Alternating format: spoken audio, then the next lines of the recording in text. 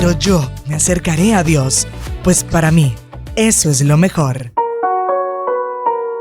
Cerca de Dios es mejor. Con el pastor Louris Peñalosa.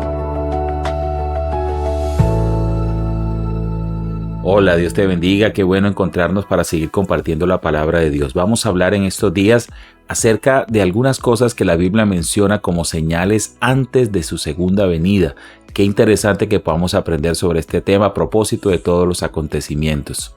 Bueno, vamos a empezar hablando hoy del tema de los últimos tiempos. Un pasaje que está en el Evangelio de Mateo capítulo 24, versículos 1 hasta el 9. Realmente es todo el capítulo 24, que son 51 versículos, pero vamos a leer solo 9. Mateo 24, versículos 1 al 9. Cuando Jesús salió del templo y se iba a sus discípulos para mostrarle los edificios del templo, respondiendo él les dijo: ¿veis todo esto? De cierto os digo que no quedará aquí piedra sobre piedra que no sea derribada. Y estando él sentado en el monte de los olivos, los discípulos se le acercaron aparte diciendo: dinos cuándo serán estas cosas y qué habrá de tu venida y del fin del siglo. Respondiendo Jesús les dijo: mirad que nadie os engañe, porque vendrán muchos en mi nombre diciendo: yo soy el Cristo, y a muchos engañarán. Y oiréis de guerras y rumores de guerras. Mirad que no os turbéis, porque es necesario que todo esto acontezca. Pero aún no es el fin, porque se levantará nación contra nación y reino contra reino, y habrá pestes y hambres y terremotos en diferentes lugares. Y todo esto será principio de dolores. Entonces os entregarán a tribulación y os matarán, y seréis aborrecidos de todas las gentes por causa de mi nombre. Y usted puede leerse los demás versículos hasta el 51. En ese orden de ideas, la Biblia nos deja ver algunas cosas importantes, pero que todas van unidas o entrelazadas. Entonces a veces uno separa una cosa de la otra y es donde uno se pierde, porque a veces uno no entiende el porqué de algo. Si lo mira solo y no mira todo el panorama completo, desde dónde vienen las cosas y hasta dónde van. Espero que pues en los siguientes días podamos hablar de más cositas. Pero este pasaje del capítulo 24, el Señor Jesús, y le mostraba pues la maravilla de ese templo, muy bonito, seguramente, ¿no? Por lo que describen. Y Jesús le dice: de cierto les digo que no quedará aquí piedra sobre piedra que no sea derribada.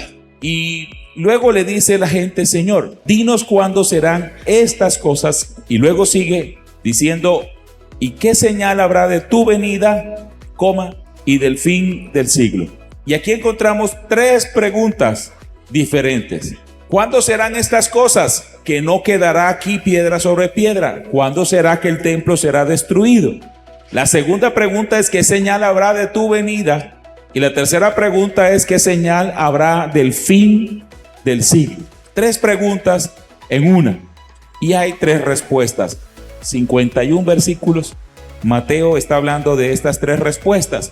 Hoy vamos a enfocarnos en una de las tres, que es: ¿qué señal habrá de tu venida? El asunto es que en la primera pregunta él dice: vendrá un tiempo en que no quedará piedra sobre piedra, y dice que más o menos ocurrió 70 años después de Cristo. El templo fue destruido y actualmente del templo solo queda el famoso muro de los lamentos. El muro de los lamentos es lo único que quedó de ese templo que estaba en el tiempo de Jesús. Fue destruido todo, solo quedó ese muro, no más. Piedra sobre piedra no quedó. Pero luego él habla acerca del tema de las señales antes de su venida. Y yo quiero que miremos algo. Hay que entender o separar algo en nuestra cabeza. Una cosa es que Dios sepa lo que va a pasar, porque Él conoce todo. Él vive en un, como dicen por ahí, un eterno presente. Dios ve todo al tiempo, el pasado, el presente, el futuro. Es omnisciente, conoce todo, sabe todo. Y eso es una cosa. Otra cosa es que Dios ordena que las cosas pasen así. Entonces, por ejemplo, cuando Jesús hablaba acerca de Judas, diciendo que Judas lo iba a entregar, Una cosa es que él supiera que Judas lo iba a entregar y otra cosa es que él hubiera ordenado que Judas lo entregara y obligado a Judas a que lo entregara. Eso no pasó. Judas no hizo nada obligado. Judas lo hizo voluntariamente, pero Jesús lo sabía. Es diferente. Entonces, no confundamos la omnisciencia del Señor, el conocimiento que Él tiene de todo, con la voluntad de Dios. Que si era la voluntad de Dios que Judas se ahorcara, no. Que si era la voluntad de Dios que Judas lo entregara, no. ¿Cómo sabía Jesús que Pedro lo iba a negar 3 veces y justo antes de que el gallo cantara? Lo sabe todo. No significa que Él ordenó que Pedro lo negara. No significa eso. Sí, eso hay que entenderlo. ¿Por qué? Porque cuando hablamos de todo lo que Jesús dice que va a ocurrir, hay gente que cree que el Señor ha ordenado que esto ocurra para castigar a la humanidad. Y no es así. Entonces hay personas que dicen que este terremoto es un castigo de Dios. No es un castigo de Dios, pero es una consecuencia del pecado y son 2 cosas diferentes.